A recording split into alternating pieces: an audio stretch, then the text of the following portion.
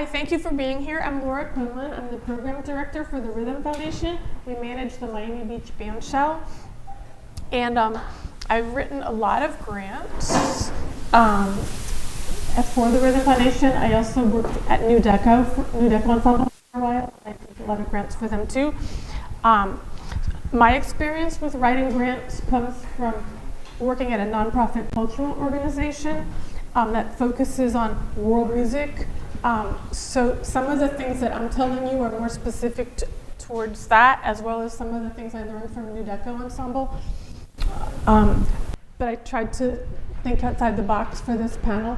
So how many of you are individual or artists in a band independent of being in an organization? And is anybody connected with a nonprofit organization? Okay.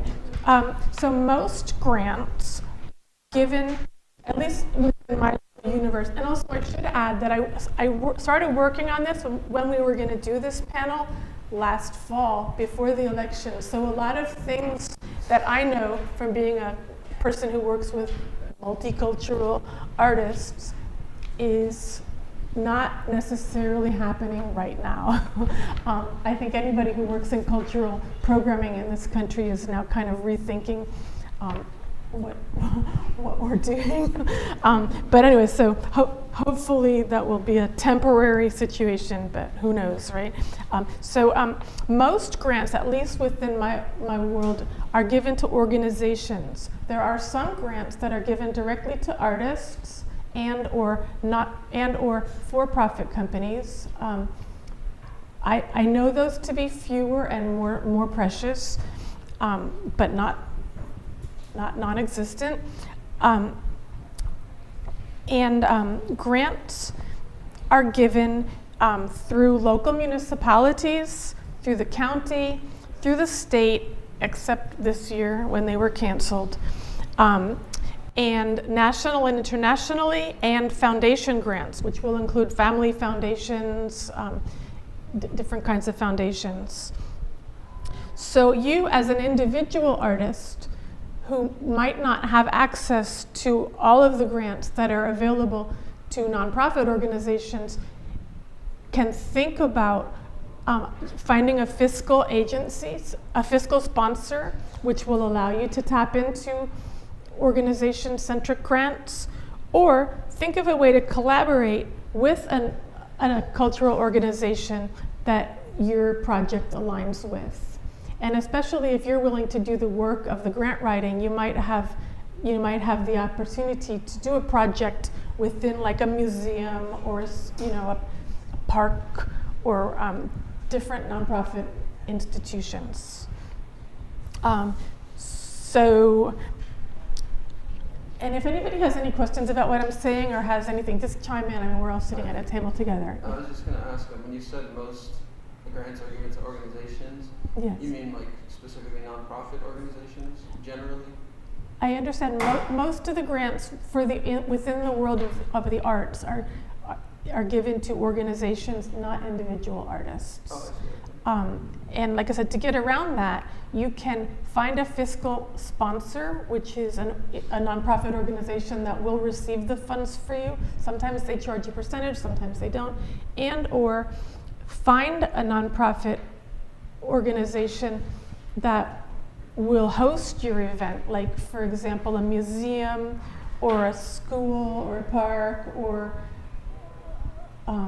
like I run the Rhythm Foundation or Miami Lit Project or whatnot. There's an embassy, like all of the embassies have cultural outreach. There's a lot of nonprofits that might host your event, especially if you're coming in with funding. That would be one way that you as an individual artist could get around the need to be an organization, is work with an organization. However, of course, there are direct to artist grants. So I put together a little database and I gave you the QR code to it. And like I said, I will update that after today because I expect I'll learn some things too.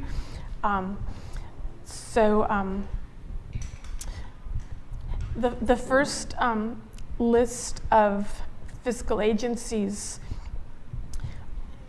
in my list, I asked the Miami Foundation, which is a Miami-based organization that administers a lot of family foundations, as well as they handle the Knight Foundation. And I assume everybody here is familiar with the Knight Foundation, right? They're a Miami-based behemoth who have really supported a lot of innovative arts projects.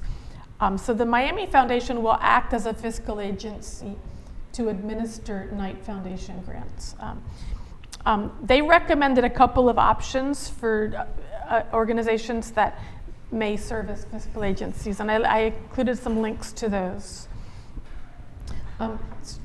Kat mentioned that she is in the middle of the deadline, which is coming right up, for the Miami-Dade County Artist Access Grants. Are you all familiar with those? Okay, Miami-Dade County, our county, they are bedrock. They provide so much funding to artists and arts organizations in our county, year in, year out, and they do it really humbly, really unsplashy, but just they are there for the arts. And they have a program called Artist Access Grant. There are 3 deadlines per year, and they provide direct funding to artists in visual arts, music, dance, theater, et cetera, et cetera. And the deadline is coming right up. The next deadline is June 2nd. So if you don't make it by tomorrow, don't worry. And I believe it's up to $10,000, is that correct? I've actually been a panelist for it. I'm not currently a panelist, but it's amazing how many artists there are in Miami. Yeah, for sure. No.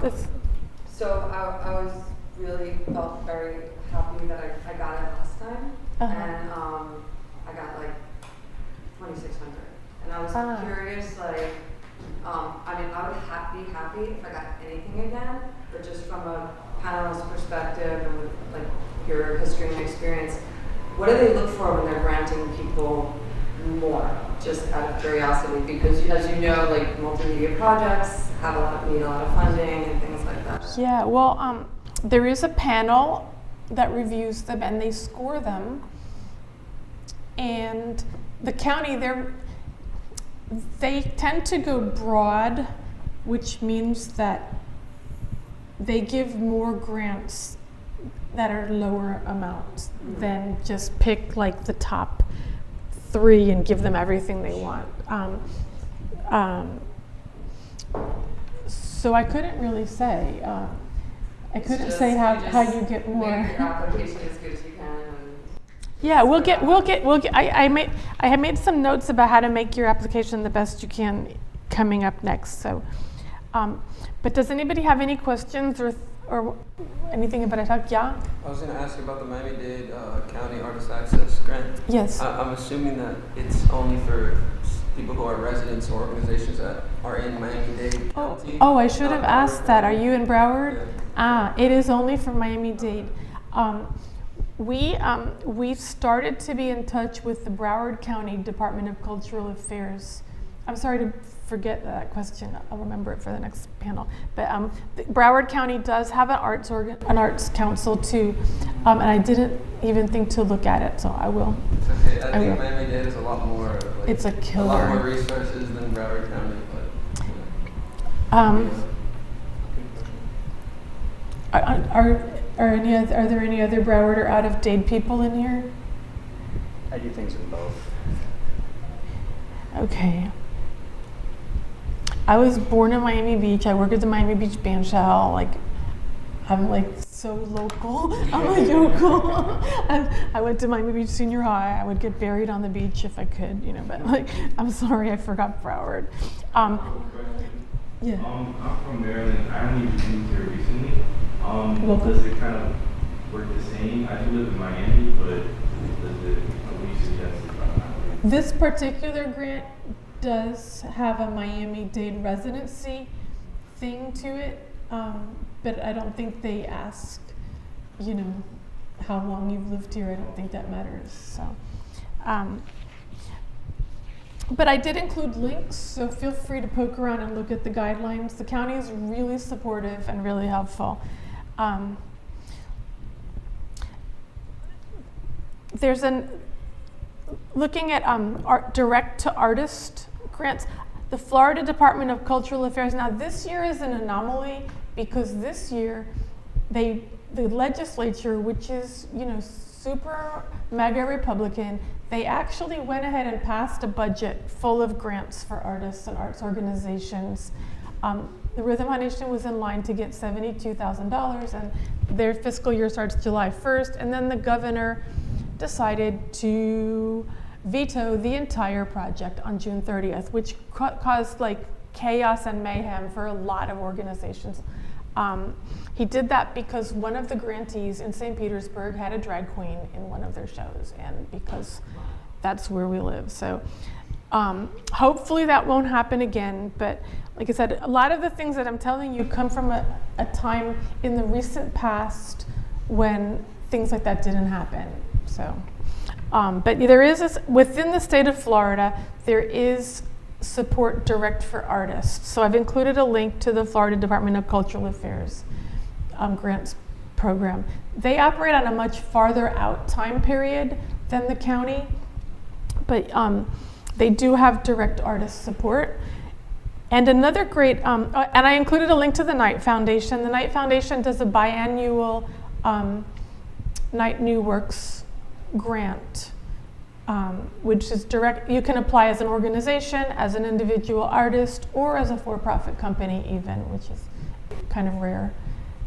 You got a question? So,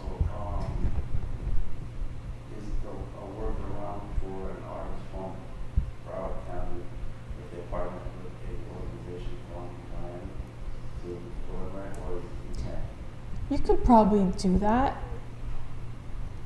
You could, I don't work for the county, but that sounds like it would work to me. The county is very forgiving and generous in their granting. So if you were like a group or a duo and the person putting in the application lived in Miami, I imagine that would get through, but I can't say that for sure.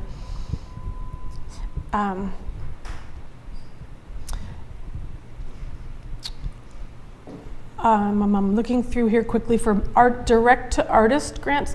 South Arts is a really great resource, especially for artists.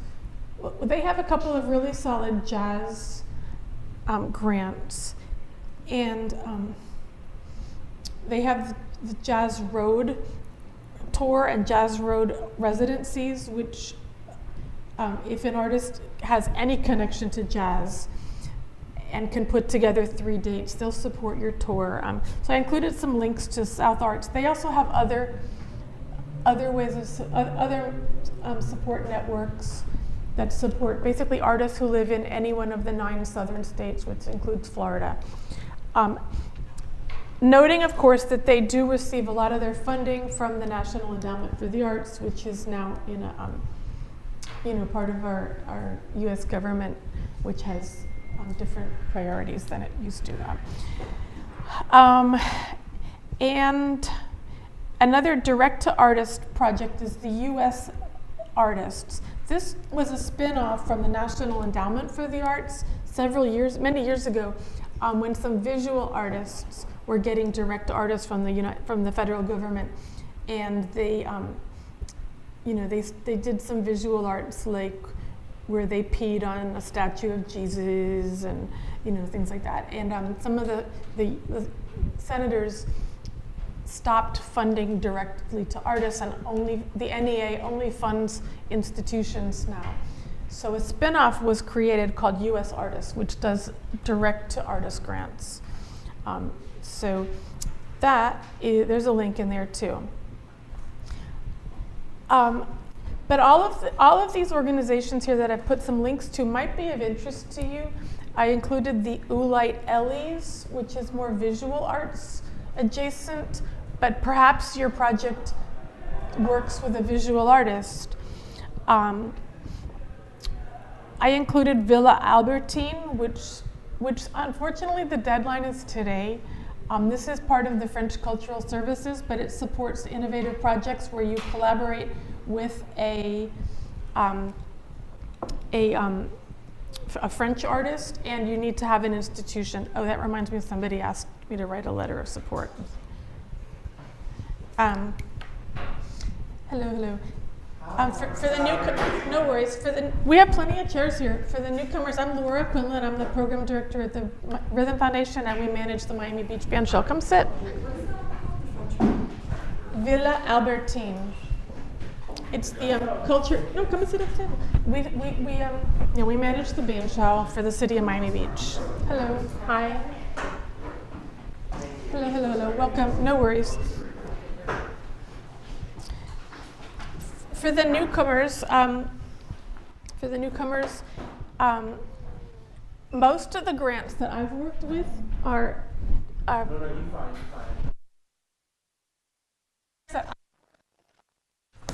set up to support nonprofit organizations. But I tried to think outside the box and recognize that many of you are individual artists. I shared a QR code to a list of grants, and I earlier spoke about finding a fiscal agent that can allow you to tap into nonprofit organization or only grants, or ask you to think about ways that you can bring a project within an organization like a museum or a school or a park. Or can anybody help me think of other potential collaborators that might help you? You might bring a project to. Honestly, I think really looking at, if you're an artist, looking at all the existing, at least on an individual level, collectives and how are you processing the art that they're making. True. Coming in to collaborate with Yeah, community. Good answer. Many collectives will have a nonprofit that will allow you to enter into this grant process. No, sorry. This is a table. I know a specific body of knowledge, not everything. So, and this spreadsheet that I created, I will update it after today to have more information too. So, let's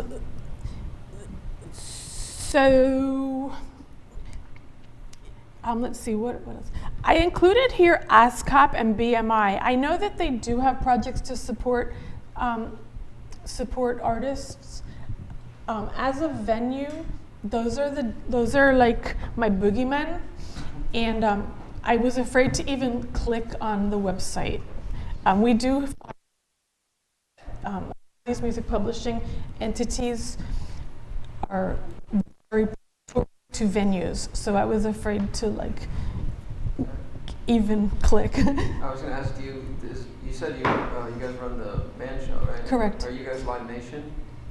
Do you guys deal with Live Nation through there? How does booking work at the band show? The Bandshell is owned by the city of Miami Beach, and the Rhythm Foundation is a nonprofit cultural presenting organization that we have a contract to the city of Miami Beach to manage it. We do rent the Bandshell out, and Live Nation has put on shows at the Bandshell, but we don't. They manage the Fillmore for the city. But no, so the Rhythm Foundation is different than Live Nation. They're one of the biggest concert companies in the world. They're for-profit. They own Ticketmaster, and we're I was just asking because I know a lot just of venues are logged in to only using Ticketmaster or Live Nation. Yes. You can't throw events there. Live Nation owns Ticketmaster. But I don't think the band show's like that. We have signed up with Dice, which is the same ticket platform that 3 Points uses. So if you all RSVP'd, you use Dice. We really like Dice. It has a lot of protections against scalping and third-party predatory systems. It's very tech savvy.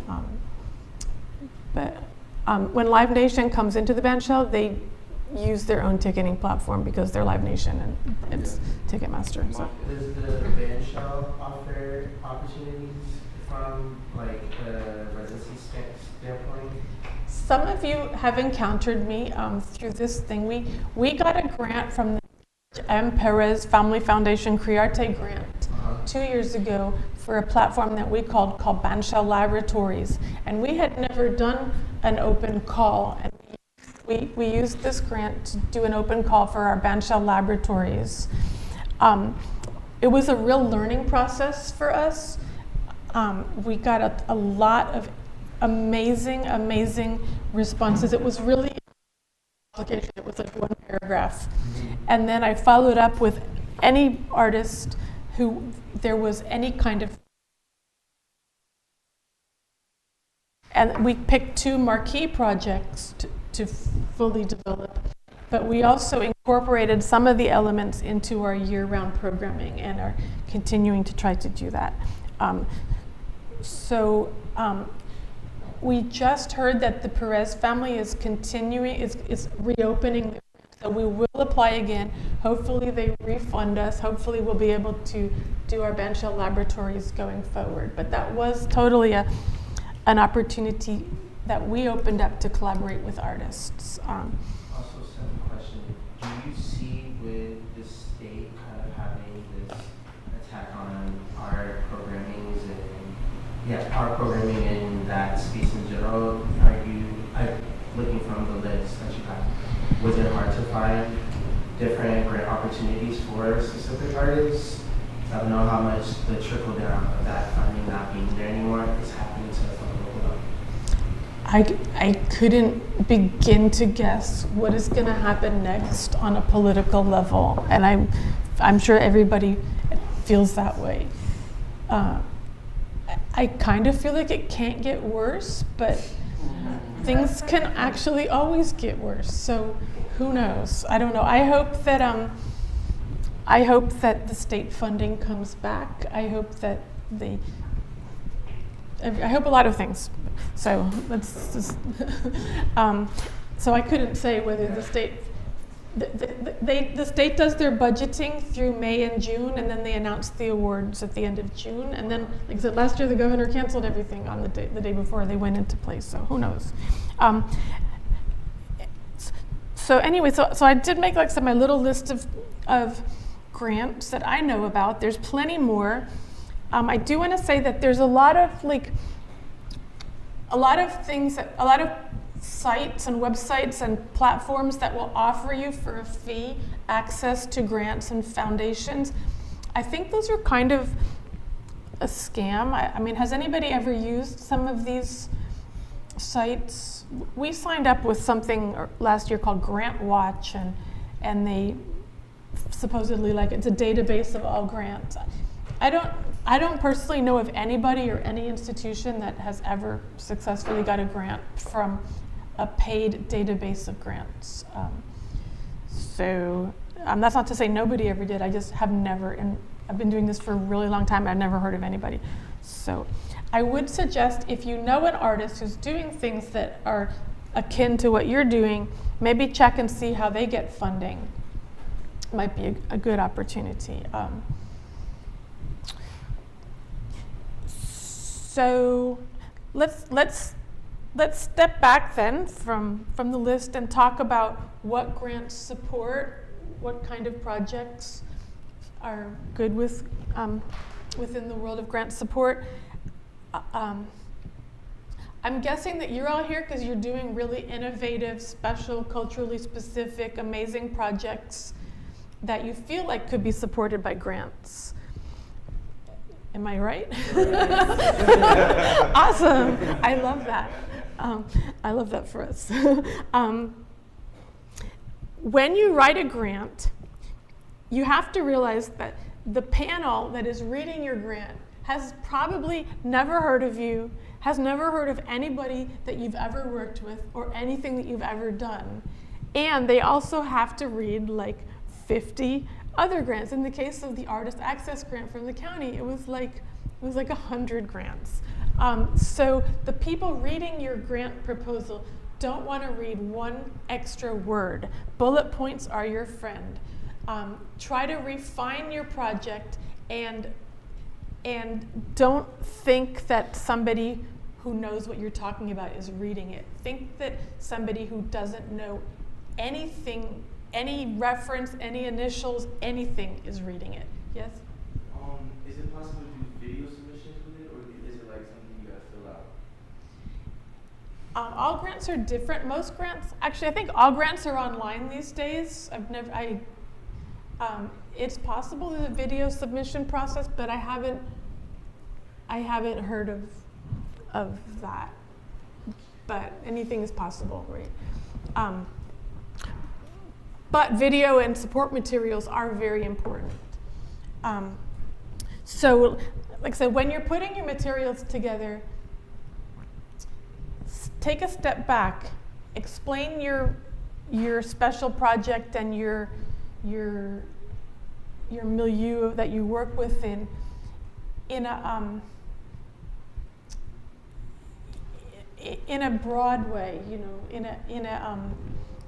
in a way that really anybody can understand. Like for me at the Rhythm Foundation, we have bands that we think are super famous and that everybody's heard of, like certain genres of music.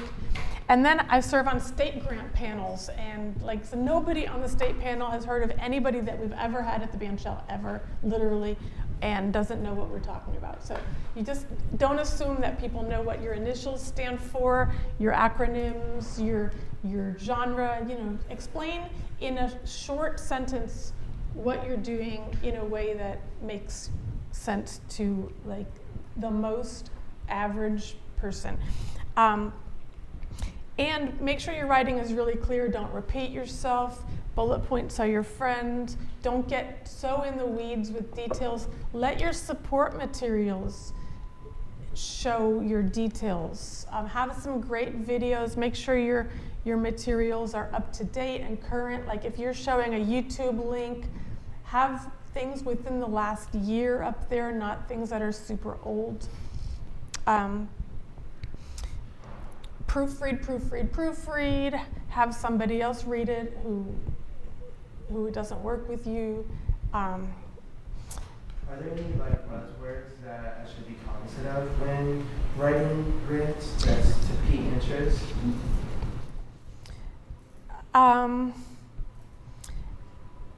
That's a good question, and also there's now a list, which I included in my link, of buzzwords which are now red flag words, banned and trigger words, which kind of includes a lot of things like multicultural and women and people of color.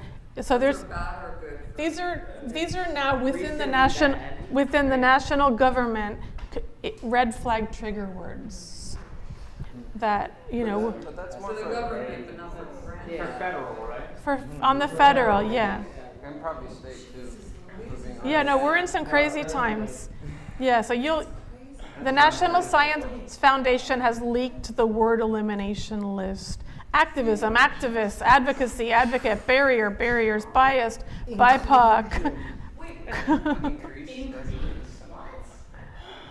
Yeah, no, we're in some crazy times, but you know, there's a lot of, no, we're in crazy times. We're in crazy times. I'm sorry.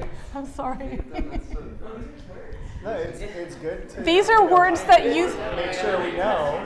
And these are all words that used to be really important.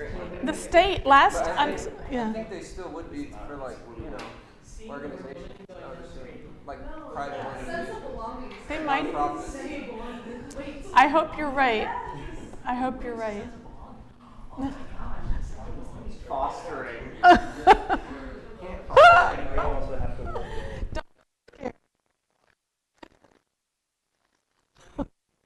This is national level, but this also informs the state big time. So I have to say about that. I mean, until last year, the state of Florida used to include, like, you know, a lot of information about it. Blah, blah, blah. So let's not get depressed about that. Let's get back to work on what makes for a good grant. Yeah, so all that used to be. It was like Not for the local grants, right? Because people are Well, smarter. that's the thing that Or I they wanted still to follow the add. same A guidelines. lot of these people are getting their funding from the state level. Yes. Because they specifically, due to our incentives, Yes. so a lot of arts organizations local level still trying to scramble and figure out how they're going to get their funding. A lot of the spaces won't have funding up until like a certain point, but then we're talking about the 5-year plan. Are there money words that you would suggest in lieu of not using the bad words of multicultural and women? I don't- America, patriot. I mean, this- I really couldn't tell you. Like I said, I worked on this list because we were going to have this panel in October, which feels like a long time ago. I don't know. I can't answer what these questions are. Woke mind virus. I guess sleeping would be good. Yeah. It's like a great time to apply for grants if your art is literally about nothing at all. About sleeping, right? I don't know what to say. Projects, are they still like ecology related projects? Like, yeah. Maybe talking about climate. In this current moment, the ability to find funding from foundations and our local government, I don't know. Let's see. Yeah, let's see what happens. Start being afraid of stuff. Right now, go get your money. Yeah, I know a lot of organizations that I'm a network in. We're like wondering the NEA or just get.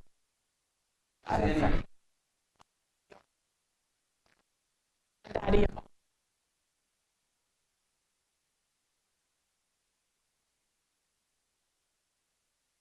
Anywho, has take it back to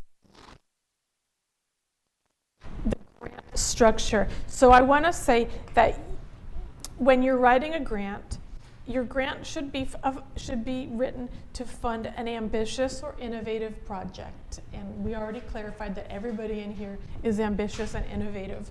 Nobody is just thinking they're just going to get money because they're awesome. So you have an ambitious, innovative project. You can find an aligned cultural center or museum or school or some kind of local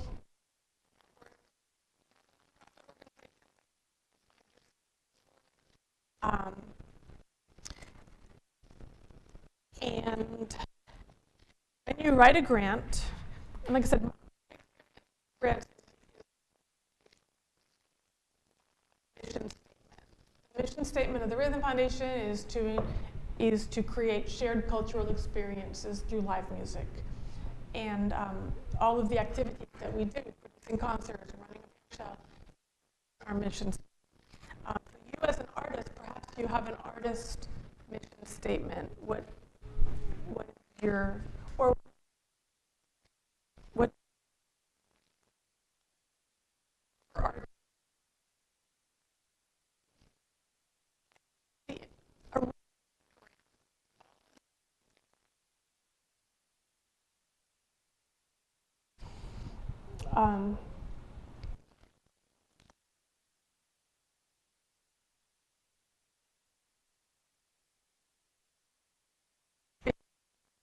Goals.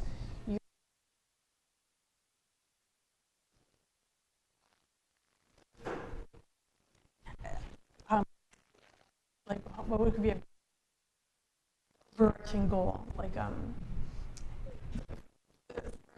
Rhythm Foundation overarching goal is to present top international artists, to connect the Miami art scene to the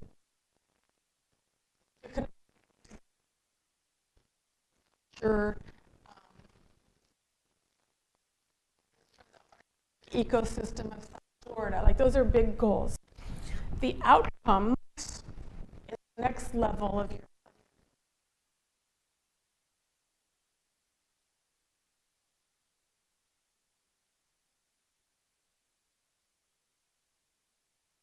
on the Bandshell. We're going to model best practices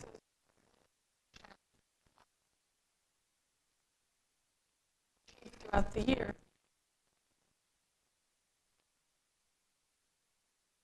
What activities are you going to do out?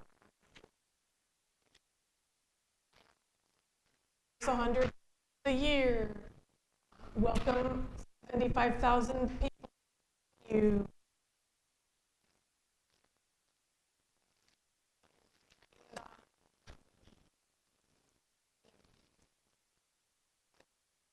management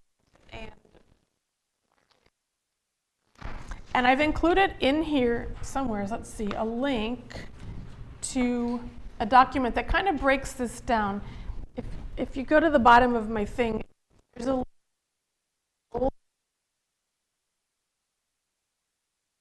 which really breaks down what is a goal,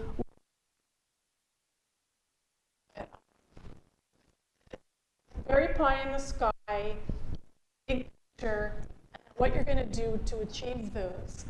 And that's something that I find really helpful when I'm writing a grant or reading a grant is including what does success look like? What happens if things go right? You know, like you're going to premiere a new work and have it be heard by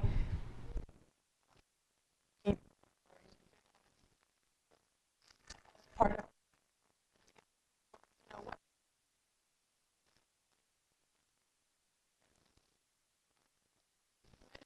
success doesn't always mean serving the audience. How many people want to feel like nobody? How do you know that you have succeeded? So I think those are really, for me when I write or read a grant, what does success look like and how do you measure for it is kind of like wrapping up your proposal in a nice way. So I hope that's clear. And you know, and then the other thing that's really important is support documents. Make sure you have some great support documents ready to go. And those support documents will be really helpful beyond just the grant. They'll be really helpful in how you explain your project to people. You know, you have an artist one sheet. If you're an artist, you have your curriculum vitae, or you have links to your music in a way that's really easy to share. You have some great videos. A lot of grants like to see letters of support. You know, just make sure things are current. And remember that the people reading your grants have to read like 50 to 100 grants. I love reading grants because I am very nosy. I want to know where everybody else gets their money from. I want to know who's on whose board of directors. I love knowing everything. I learned so much from writing grants. And if you have the opportunity to serve on a grant, that there is no better way to learn how to write grants than to read them and see how it feels on the other side. So I totally always say that. Yes? Yeah, I was gonna ask when you were saying before that you like to keep it simple and when like those links is good. Yes. Is there overdoing it? Like what would be too much? Because you're saying include like the video, this and that. Like what's the point where they're like, all right, this is too much? Pretty much every single grant application in the world limits your ability to put stuff in. They will have a word count or a character count limit. So you don't have to use every word or every character. But you will not be able to put too much in most cases. But like when your grant ends up being like a solid block of text that's just names and details, the people reading it are just going to skip it. So try to keep your writing, like I said, concise and use the support material to flesh out the names and details. Yes?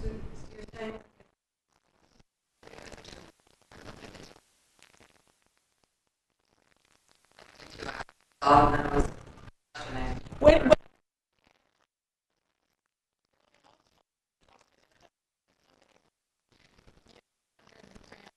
And everything is something they never heard. Everything is like, what is that. I mean, if you read grants for the state of Florida, every other cultural center outside of Miami is just producing tribute bands. You know, like, so it's tribute bands. You know, like if you look at like the cultural center of like, I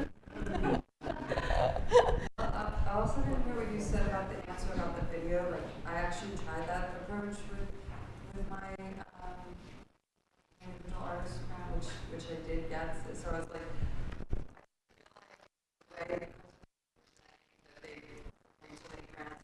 It's nice to be personal.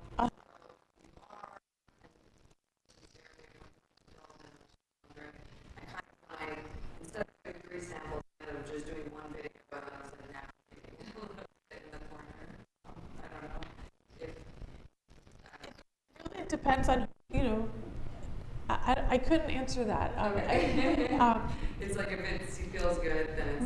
One thing that is especially true for the county and many other grants is they will have an info session beforehand, and there's a contact person, and you can always ask them. And most people who work in the cultural world are really helpful, and they want to help you.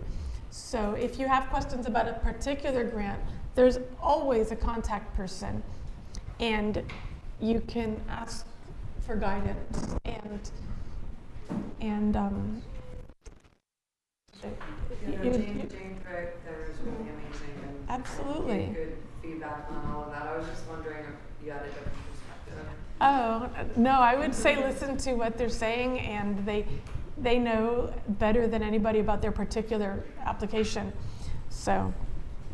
You mentioned letters of support. Is there Yes. like a particular type of person that you should get those letters from? Like, do you have recommendations of who It should you be ask some. for a letter of support? They have to be in a certain position. If they should be connected to your work or completely disconnected from your They work? should be connected to your work, unless some super famous person or some. I'm trying to think who could be like. Yeah, if you have the ability to get a genuine letter of support out of like the mayor or a famous producer or a famous, big shot in the world of culture, that would be good. But otherwise, it's somebody who can speak to your work, who has some cred too. It can't just be like your mom. Like it could be somebody that you work with. Yes. Oh, I recognize your Miami Blanco outfit. Yes. Right on. Would you recommend more so someone who has worked with you in a capacity where maybe they were overseeing your work and they've given you a grant before, or someone that you've worked with more creatively that kind of knows more about your art form? Do you see what I mean? Like the more administrative person or like the more creative person if you only have one option? Oh, that's a good question. I don't know. Sometimes it's limited to one letter. Yeah. I would think a really strong letter would outweigh a generic letter, an administrative generic letter. I mean, truth be told, people always write their own letters of support. Like if you ask somebody to write you a letter of support, usually you can also say, I'll send you some text, and then you send them some text, and then they use it exactly word for word. So work hard on what you send people. But yeah, I mean, I don't know which would be better. I'm sorry. It's a good question. Somebody had a question? The letter of support could be like, I guess, kind of like, what do you call it? They call it like a reference. Like I feel like you said, like a famous producer. If you like send them like them supported you, like a video. They already post like a video of me with them. Can you use that as a reference or not? After I actually have them do a sign letter. No, you could have If I had like a really great video from somebody, or some like cultural heavyweight, I would make a PDF out of it. Like, I would get a screenshot that links to the video maybe, and put the transcript of what they said. Like, I would make like something that I could attach that would link to the thing. So let's see, how are we doing for time? We're kind of why don't you guys, why don't we do AMA, ask me anything, or share your idea, and we can group think what might be some good solutions. I do have a question. Do you have a contact card by any chance, or? I should, right? You can find me, I'm Laura at rhythmfoundation.com. Okay. And the hard part of that is spelling rhythm. We made up the name of the company before the internet. Oh, okay. So it's Laura at RHYTHM foundation.com, and you can find me on Instagram at LauraQ9999, and I'm literally always at the Bandshell. I'm like the I go.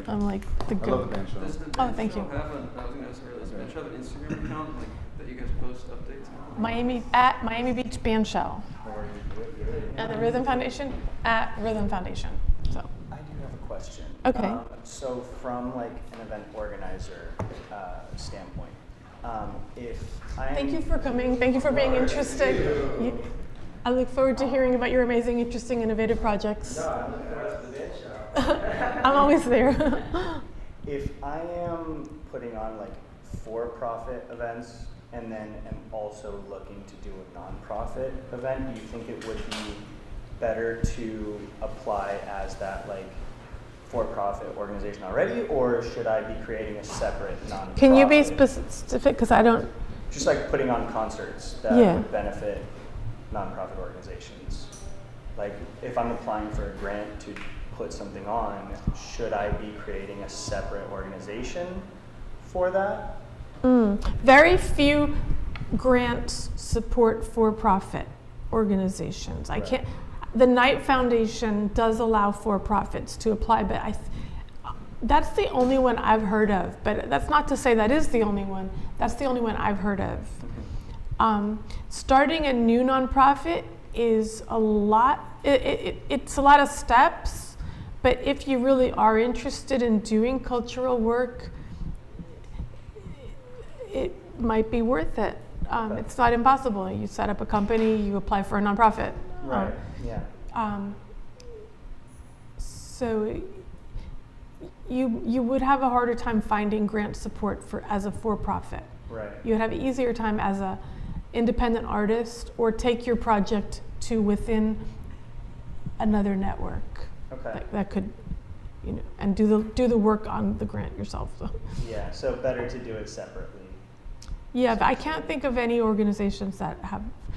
Oh, the Miami-Dade County Tourist Department supports for-profits too, but it has to be tourism-related projects that put heads in beds. Right. So. Yeah, this would be pretty much like one-off events that, that event itself would be for. So like a festival or a seminar. Right. I'm going to add the Miami-Dade County Tourist thing, and that's a 3-year grant. They give it to you for 3 years. Okay. And they fund for-profits too. Okay. Cool. Also the Miami Beach VCA too. Okay. So I forgot tourism grants. Like if you can show that your event is so big that it's going to generate hotel stays, you can find support that way. Okay. I'll add that to our little spreadsheet. Thank you. Does anybody have anything else? Yes? Hello. Hi, Steffi. I guess I'm just wondering if you, from your experience, if you have any memorable grants that have, or like organizations that have come to you asking for a grant, and like what you saw in them, and like any of your experience. Like I said, I really love serving on grants panels. I also serve. You're not supposed to talk about it because when you serve on grants panels, it's supposed to be kind of secret. I used to always serve on the Knight Foundation, Knight Arts, and it's incredible how many creative people there are in South Florida. It's just amazing. We have the cream of the cultural scene of Venezuela based here, Cuba, Haiti, so many places that everybody's here. And one thing I forgot to mention is a lot of grants will lean into, if you have the ability to lean into your cultural heritage, you might find some really great initiatives. I forgot to mention that earlier, but we forget in Miami how that, because it is such a unique place, but your cultural heritage will give you access to some funding, except in crazy time like we're in now, but your cultural heritage will lead you into possible support and funding. And another thing I forgot to mention is that I put some opportunities for showcases in this thing. And like I said, I come from world music, but world music is very broad. There's a lot of, it doesn't just mean like somebody playing like the didgeridoo. So I included a couple of showcase opportunities for those of you whose work does intersect with world music. WOMEX, which is the European festival producers, they meet in Europe at the end of October. Fantastic opportunity for showcases if you have a world music adjacent project. They also have a DJ platform, so it doesn't only have to be bands, it could be electronic music. Global Fest, which happens in New York in January, is a great showcase for bands, musicians, producers. LAMC, Latin Alternative, in July in New York, if your work intersects at all with Latin Alternative. South by Southwest, I don't even know how to start that, but I know that's like, I put that on there too, just because it's a great showcase opportunity. Shoot, now I forgot where I was before I went on the showcase tangent. Memorable grants. Help, what was I saying? I was reading for the Knight Foundation, and I remember reading, how many of you have seen Huge Songs, Juneteenth Experience, Cunha Rowley, who produces that. Anyways, I was blown away by this young producer who had this like universe, and he actually didn't get the grant, but we at the Bandshell produced the first Juneteenth Experience, and it was the year that it became, we were working on it for a year and a half, and we fully supported his production, and it was incredible. And that summer, it became a national holiday, so we were really like, we were ready. We had this like amazing show the year that Juneteenth was recognized as a holiday. Now Cunha has developed his nonprofit, Huge Songs, and he's even taken it to Tulsa. He's doing projects in Tulsa, and he's just growing as a presenter. He's building a world around him, and I couldn't be more proud of him. What's his name? Cunha Rowley, and his organization is called Hued Songs, and HUED. And he supports a lot of really amazing singers, dancers, filmmakers, and he does a big Juneteenth thing. He's kind of become the go-to guy for Juneteenth, but of course he is so much more than that. So he's presenting artists year-round, and very cool person. But I was really happy to interact with him through the grants process and see his growth as a presenter and as an artist.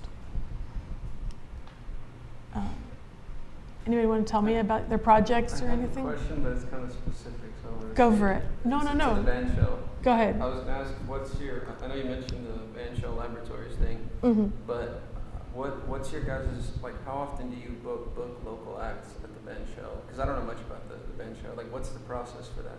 Or is it only through that program? We don't receive unsolicited artists at the Bandshell just because we get messaged all day, every day. Yeah. I am the program director. I'm super easy to find. I always have my ears open.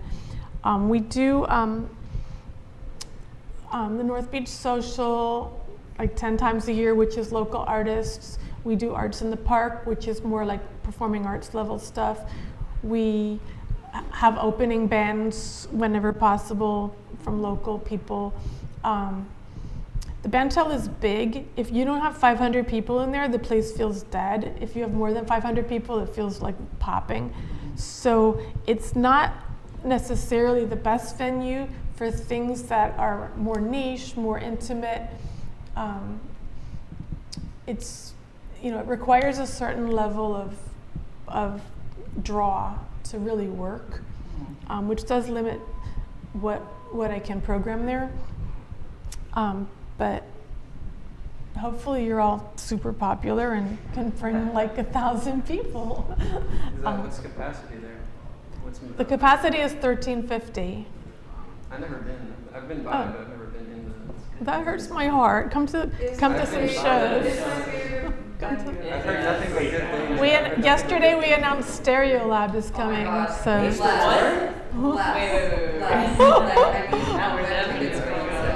They're on sale. It's about like 3/4 sold out. September 16th. Yeah, we have a couple of other big announcements coming too. So, thanks for the heads up on that. Oh, you're welcome. I always feel like I find out about shows after they're already sold out there. Yeah, so exactly. I gotta get ahead of the game. Well, we send out a calendar every Tuesday, and we announce what's coming up, and we announce what just went on sale. So, the very epic Miami Blocko does the most funnest event of the year on Memorial Day weekend. This year, it's on the Saturday of Memorial Day weekend, and it's a participatory Brazilian-style marching ensemble. I don't know your name, so you remember. Nicole. Nicole's a member of it, Yeah. and special guests. Yeah, they have open rehearsals. Please, if you think you can't play an instrument, you're wrong. You can do it, and it just fills my heart every Monday. And because I'm a musician and a performer, there's nothing like being in an ensemble and like having group work that like truly changes the space for the audience. Thank you. I feel that so much about what you guys do. So, anyways, all right. Well, I think we've come to the end of our time. Ask me anything outside of here, or Come to the second session. Come to like 45 minutes. Oh my God! I was like, I can't wait. I can't tell you how many breakdowns I've had because I didn't buy it on time, and they're one of my tops. I can't tell you how many decades I've been trying to present Stereo Lab. How did it finally happen? I don't know. They just wanted to come to Miami, I guess. Thank you, guys. Thank you. So I actually have a friend who from LA that I've collaborated with before, Angel.